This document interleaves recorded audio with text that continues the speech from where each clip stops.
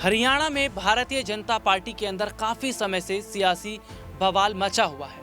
हरियाणा में लगातार राव इंद्रजीत सीएम सैनी के खिलाफ मोर्चा खोले हुए हैं। यहाँ तक की नौबत ये भी देखने को मिल रही है कि राव इंद्रजीत के पास 12 विधायकों का तो समर्थन है। अगर वो 12 विधायक लेकर चले जाते हैं, कांग्रेस की तरफ आ जाते हैं, तो क्या सीएम सैनी को झटका लगना तय है। ये खबरें चल ही रही हैं राव इंद्रजीत और सीएम सैनी की नाराजगी के बीच, और ऐसे में राव इंद्रजीत सिंह की बेटी आरती राव का एक बड़ा स्टेटमेंट सामने आया है। अपने मॉनिटर स्क्रीन पर मैं चलना चाहूँगा इस वक्त, और मॉनिटर स्क्रीन की तरफ एक खबर मैंने निकाली है। इस खबर को मैं पढ़ूंगा, जो कि बहुत बड़ी खबर है कि राव इंद्रजीत के बाद बेटी का दावा, हमने बनाई सरकार। मंत्री आरती राव बोली, किसी ने सोचा नहीं था हरियाणा में बीजेपी आएगी, हमने हवा बनाई है। उन्होंने कहा, अगर हरियाणा में नायब सैनी अगर सीएम पद पर हैं तो इसकी सबसे बड़ी वजह कुछ और नहीं है बल्कि राव इंद्रजीत हैं, जो कि उनके पिता राव इंद्रजीत, जो कि दक्षिण हरियाणा में एक बड़ी पकड़ रखते हैं।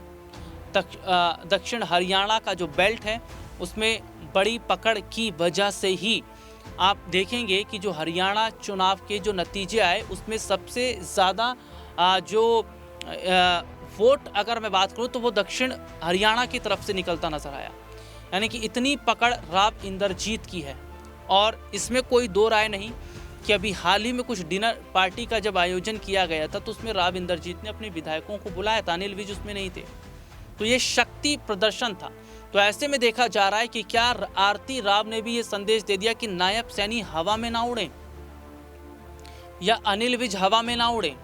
और अगर नायब सैनी ने हवा में उड़ने की कोशिश की, या नायब सैनी को ऐसा लग रहा है कि मैं सीएम पद पर हूं तो बहुत कुछ हूं, तो ये वो चीज़ें छोड़ दें।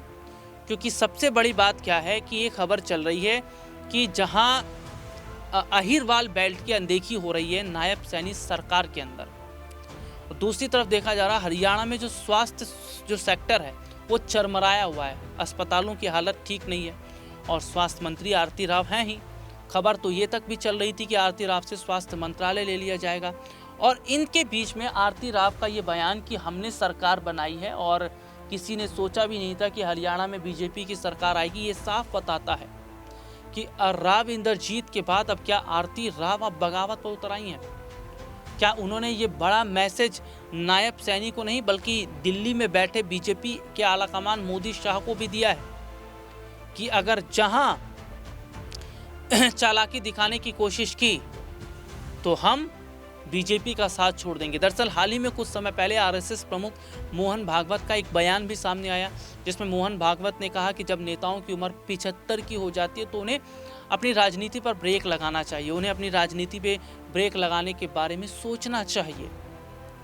तो जहां बीजेपी से उन्हें निकालने की बात चल रही थी, अब ये है कि भैया अब आरती राव ने कहा कि मेरे पिता राव इंद्रजीत सीएम पद के उम्मीदवार हैं, सीएम पद के योग्य हैं, सीएम सैनी के बस की बात नहीं है। कांग्रेस के बड़े चेहरे राज बब्बर ने भी कहा था कि राव साहब के आगे तो सैनी की नहीं चलती है। तो ये चीजें साफ तौर पर बताती हैं कि क्या राव साहब की अनदेखी नायब सैनी को भारी पड़ जाएगी। हालांकि राव साहब ये चाह रहे हैं कि भैया उन्हें बड़ा पद दिया जाए कि उनके साथ इतने विधायक हैं, विधायकों का समर्थन। अब ये देखना होगा कि अगर बीजेपी में बात नहीं बन पाती है तो क्या कांग्रेस में बात बनेगी।